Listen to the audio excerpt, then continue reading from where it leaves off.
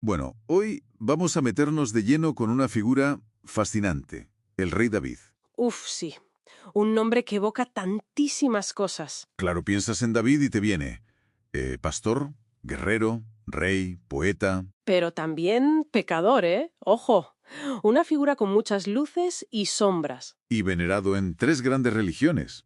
Pero, a ver, ¿quién fue de verdad? Pues justo ahí está el kit de la cuestión. Se mueve, como dicen algunos, en el límite mismo entre historia y leyenda. Tenemos las fuentes bíblicas, claro, Samuel, Reyes, Crónicas, Riquísimas en detalles narrativos. y luego pues la arqueología, con hallazgos como la estela de Teldán, que fue un bombazo. Y el debate académico, que sigue muy vivo. Nuestra idea hoy es intentar navegar todo eso, ¿no? Ver qué podemos sacar en claro de esa tensión entre el mito y, bueno, la posible realidad histórica. Exacto. Empecemos por el David que nos cuenta la Biblia, que es el más conocido, ¿verdad? Dale. Pues los libros de Samuel y Reyes nos lo presentan desde sus inicios humildes. El pastorcillo, el pequeño de la casa, Que nadie daba un duro por él. nadie. Pero Samuel lo unge en secreto, porque Dios mira el corazón, no las apariencias. Esa es la idea clave. Y de ahí a la corte de Seúl, el músico que calma al rey atormentado. Sí, y el héroe inesperado que vence a Goliat, el momento que lo convierte en una figura nacional. Claro, y eso, inevitablemente, genera la envidia de Saúl. Esa relación es tremenda. Del favor inicial a la persecución más encarnizada, sí. Y en medio, esa amistad tan profunda con Jonatán, el hijo de Saúl. Más maravilloso que el amor de una mujer, dice el texto. Es muy potente. Muy potente. Pero David sobrevive a todo eso, y al final asciende. Primero rey de Judá, en Hebrón. Luego, tras una guerra civil complicada, consigue unificar las tribus, rey de todo Israel. Y un logro fundamental, la conquista de Jerusalén. Totalmente. Una ciudad que no pertenecía a ninguna tribu en particular, la convierte en su capital. Política y, ojo, religiosa. Traslada allí el Arca de la Alianza. Exacto. El centro del culto. Quiere construir un templo, pero bueno, eso ya sabemos que le tocará a Salomón. Y militarmente expande el reino. Es la llamada Edad de Oro. Pero la Biblia no se corta un pelo, ¿eh? No es un cuento de hadas. Para nada. Muestra sus errores de forma muy cruda. El adulterio con Betsabé Uf, terrible. y el plan para quitarse de en medio a su marido, Urías. Y la confrontación con el profeta Natán, que es un momento brutal. Tú eres ese hombre. Escalofriante. Y las consecuencias no tardan. La muerte del hijo, el caos familiar La violación de Tamar, la rebelión de Absalón, su hijo favorito. y la muerte de Absalón.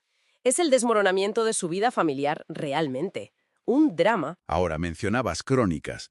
Ahí la cosa cambia. Sí, bastante. Los libros de crónicas se escriben más tarde, seguramente después del exilio en Babilonia. Y necesitan otro tipo de figura, quizás. Pues sí, presentan un David mucho más idealizado. Se centran en su piedad, en cómo prepara todo para el templo, omiten o suavizan mucho sus pecados más gordos. Interesante. O sea, la misma figura pero contada diferente según la necesidad del momento. Justo. Samuel y Reyes usan sus fallos para enseñar sobre el poder, el pecado, las consecuencias. Crónicas necesita un fundador intachable para legitimar la dinastía y el templo. Es la historia como herramienta teológica y política. Entendido. Vale. Salgamos de los textos. ¿Qué dice la arqueología? Las piedras. Aquí es donde la cosa se complica un poco más. A ver, para el siglo X a.C., en esa zona del Levante, la evidencia directa de gobernantes concretos es escasa en general. O sea que durante mucho tiempo David era más bien una cuestión de fe, ¿no? Casi. Pero todo cambió en los años 90. El hallazgo de la estela de Teldán Cuéntanos qué es exactamente. es un fragmento de una estela de basalto, una piedra conmemorativa, con una inscripción en arameo. La puso un rey enemigo, de Damasco probablemente, en el siglo IX a.C., o sea, un tiempo después de David. ¿Y qué dice? Pues celebra una victoria sobre reyes de la zona y menciona explícitamente Beit Divwood, la casa de David, La casa de David, o sea, una fuente externa, y de un enemigo. que reconoce que existía una dinastía fundada por un David. Eso es. Es crucial. Cambió el debate por completo. Ya no era tanto si David existió o no, sino, cómo de grande era su reino. Claro, la escala. Hay más pruebas arqueológicas. Hay otras cosas, pero son más controvertidas. Se debate si hay una mención en otra estela, la estela de Mesa. Y luego están las excavaciones en Jerusalén. ¿Qué se ha encontrado ahí? La arqueóloga Eilat Mazar encontró estructuras grandes de piedra que ella identificó como posibles restos del Palacio de David o fortificaciones de esa época, del siglo X. ¿Y cuál es la controversia? Pues la datación y la interpretación. Otros arqueólogos importantes, como Israel Finkelstein, por ejemplo, son muy escépticos. Argumentan que esas estructuras podrían ser posteriores, del siglo IX. Ya. Y es que excavar en Jerusalén, una ciudad que ha estado habitada continuamente, es dificilísimo. Las capas se mezclan, es complejo. Entiendo. Y esto nos lleva al debate académico sobre la escala del reino que mencionabas.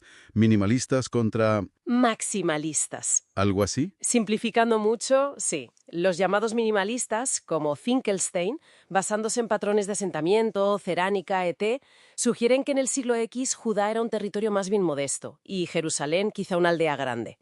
David sería un jefe tribal importante, pero no un emperador. ¿Y la idea de la gran monarquía unida? La ven más como una construcción literaria posterior, una idealización del pasado escrita siglos después. ¿Y la otra postura? Pues otros, a veces llamados maximalistas o posturas intermedias, aceptan la existencia de la dinastía davídica, gracias a Teldan, y discuten la extensión. ¿Argumentan que sí pudo haber un reino más potente? Sí, por ejemplo, Joseph Garfinkel, con sus hallazgos en Hirbet Kayafa, propone que sí existía un reino organizado y fortificado en Judá en esa época, aunque quizás no tan extenso como a veces se imagina. El debate sigue muy abierto, la verdad. Falta la prueba definitiva de una gran capital en Jerusalén para esa fecha exacta. Es fascinante ver cómo se intenta reconstruir el pasado con piezas tan limitadas. Totalmente. Y mientras discuten sobre piedras y reinos, no podemos olvidar otra faceta de David. El artista, el músico, el poeta de los salmos. Ah, sí. La tradición le atribuye muchísimos salmos. 73 llevan la indicación Le David. Que se suele traducir como de David. Tradicionalmente sí, pero la investigación moderna es más prudente. Ese Le David podría significar también perteneciente a la colección real o davídica o dedicado a David. O sea que no necesariamente los escribió él todos. Probablemente no. Muchos salmos parecen reflejar situaciones o lenguaje de épocas posteriores al siglo X a.C. Hay poco consenso, pero la mayoría de los expertos diría que David no fue el autor literal de todos ellos. Pero la imagen, la conexión de David con la música es muy fuerte en la Biblia, ¿no? Fuertísima y constante. Desde el joven arpista que calma a Saúl hasta el dulce salmista de Israel. ¿Y qué función cumple esa imagen? Pues es crucial, independientemente de la autoría literal, asocia al rey elegido, al fundador, con la oración más íntima, con la alabanza, el lamento. Da autoridad espiritual a los salmos. En Crónicas incluso lo presentan como el que organiza la música del templo. Legitima esa tradición litúrgica. Claro. Y toda esa complejidad, guerrero, rey, pecador arrepentido, músico, explica su enorme legado, supongo. Sin duda. Su influencia es inmensa. En el judaísmo es el rey ideal, el ancestro del Mesías. En el cristianismo es antepasado de Jesús, el hijo de David, y su vida se lee a menudo como una prefiguración de la de Cristo. ¿Y en el Islam? También es una figura importante. Daúd, un profeta respetado, a quien Dios le reveló el Zabur, que se identifica con los salmos. Y más allá de la religión, en el arte, la literatura. Inagotable. Piensa en las esculturas de Donatello o Miguel Ángel, las pinturas de Caravaggio, Rembrandt, obras de teatro, novelas explorando su psicología, hasta películas. Es increíble cómo cada época parece encontrar algo en él, ¿no? Se adapta. Es que su propia complejidad lo permite. Puede ser modelo de piedad, el héroe con pies de barro, el símbolo del poder justo, del arrepentimiento, del amor divino. Es un arquetipo muy potente y muy humano. Entonces, para ir resumiendo este análisis, David es una figura de contradicciones. Totalmente.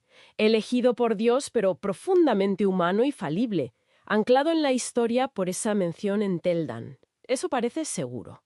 Pero la escala real de su reino, el imperio bíblico, eso sigue siendo un debate muy vivo por la falta de pruebas arqueológicas claras y directas. Exacto. Parece entonces que su impacto cultural, espiritual, la fuerza de su historia, de su narrativa, ha sido casi más poderosa que los hechos históricos comprobables. Yo diría que sí. La narrativa bíblica, sobre todo, ha sido increíblemente influyente durante milenios.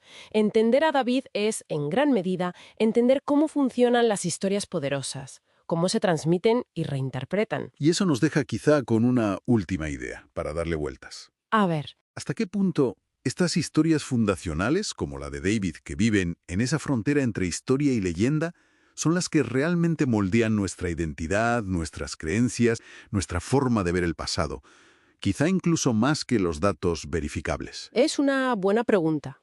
¿Qué dice de nosotros esa necesidad constante de volver a David, de reinterpretarlo una y otra vez? Quizás habla más de nuestras propias búsquedas que de él mismo.